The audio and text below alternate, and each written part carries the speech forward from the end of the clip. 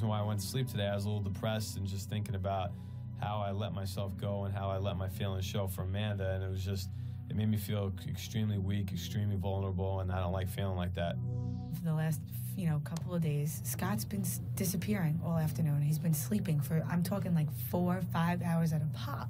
When he finally got up, he kind of drifted from group to group. You can tell that he's miserable. He just sleeps all the time. Yeah. I feel like I've been just trapped in a bad nightmare. Circus animal for this show. I feel like a circus animal. Spin around.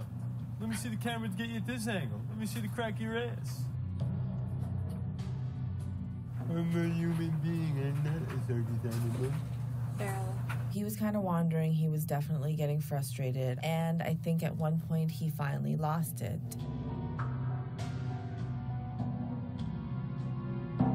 There was like 4 of us talking in the bathroom, and I hear this thump. What is he doing? I'm like, what is that? I'm like, what the hell is that? And I get up, I run to the kitchen, and Scott is throwing chairs around the house. Kitchen table chairs around the house. He lost it and just went crazy for no reason. Scott, please go to the diary room. You come in and get me. Come in and get me. Can't handle me. It take 3 of you. Scott, what's going on? Nothing. Nothing. Why are you throwing it around? Just letting off a little steam. Oh, he was just joking around, but he was just talking around. I don't care how baby toss it was. It scared the shit out of me. The vibe was just, I cannot explain it. I really can't even find the words. I just did. None of us felt safe. What's wrong? What's going on? I just can't deal with it. What can't you deal with? This whole thing just pisses me off. Good. I just like to take one of this piece right here and just throw it right at the window. Yeah, we need that. This is a very, very difficult position to be in for all of us. He was saying things that were a little hostile, but he didn't see. He almost had like a grin on his face or a smirk, so I didn't really take him to be serious. You want to talk to me? Stop. Okay, I'm joking. I'm totally kidding. Okay, he's making me crazy. Makes me jumpy, really. What? What are you doing? I'm blowing off a little steam. I assume that it had something to do with me, obviously. Not necessarily in a good sense, but more just he was frustrated. To me, you're just very back and forth, and that's what I don't understand. Back and forth with what? Just in everything. Like, for example, I love you, I want to be with you. That's the way I feel. The old feelings just manifested themselves and came back and hit me right in the face. The constant back and forth split personality thing. No, that's joking Then around. the throwing of chairs. I just don't get it. Like, I really don't get it. I don't know what you're trying to do. And everyone's freaking out, and I don't really think you care want to if I- leave. I And don't care if that's they- what's going to make you leave. Good. Let them kick me out. thinking that you're a threat in the house. Good. Let them Why do you wanna leave? Let them leave. Because when you first came into the house, I didn't know how to handle the situation. So the only way I know how to handle the situation is to be an asshole. I don't see myself lasting too much longer here. The first day I was in here, I wanted to leave because that nonsense X factor. The things I've said to you over there, about how I feel about you and how a day hasn't gone by that I've thought about you is absolutely truthful. I would love nothing more for you to give me a second chance, but you know what? I don't see it happening, and that's okay. I mean, that's all right. I'll go on living my life, and my life will be fine. I mean, it'll be a little empty because you're not in it. Why do you say that you also said that you enjoyed spending time with me this week, which I'm assuming was a lie. No, because which is you're true. hating it and throwing chairs because of it. So I don't really understand. It's mixed emotions. I love spending time with you, but I hate spending time with you. I just got taken out of my game when Amanda walked into the door, and that's just it, man. I'm just like freaking out. I don't want you to feel this way. But I also know that I will be leaving, and I'm saying I know this means a lot to you, so don't get up by staring at the house. It doesn't mean anything to me.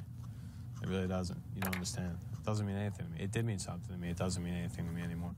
I don't really give a shit about the game anymore, so I'm a loose cannon right now.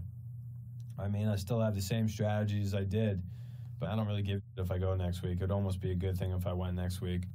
Why? Because of 1 week that I was here? I'll be gone. So you what? know it. I don't care. That's not the point. Listen, I appreciate you coming out and saying and talking to me. Okay? Thanks. Scott, told Jack to come ask me if we can have a meeting, and I said sure, so I kind of gathered everybody around the couches. The reason why I did kind of get like an overload is because basically seeing Amanda here, again, has brought me back to the time where we broke up, because she's been able to go on with her life, and I haven't been able to go on with my life. It's just been the worst year and a half of my life, and I just want to say that in no way, shape, or form do I want to leave here. I'd love to stay and continue on playing the game, and that I'm truly, truly very sorry to each and every one of you. I just got a couple things. Yeah, sure. A lot of us around here kind of feel like this is honestly the worst place for you to be right now. You know, I would understand with my ex coming in, you know, how hard it would be for me. And, you know, a lot of, you know, not necessarily me, but a lot of other people feel very uncomfortable, threatened, possibly. And, you know, we do feel like, you know, this is definitely the worst environment for you to be in.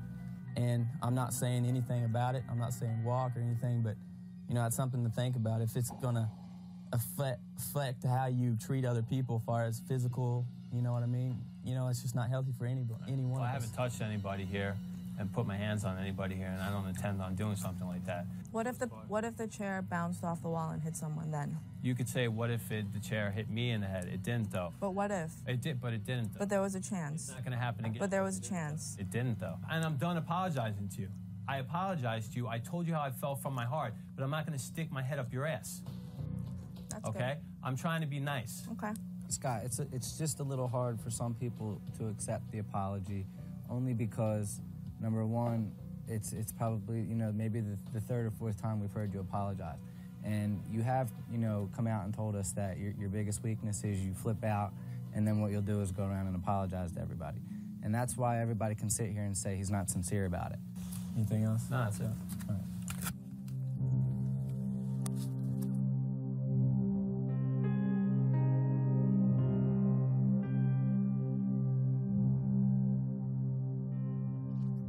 Scott finally went into the diary room, and we were told that he wasn't coming back. He really is a good guy.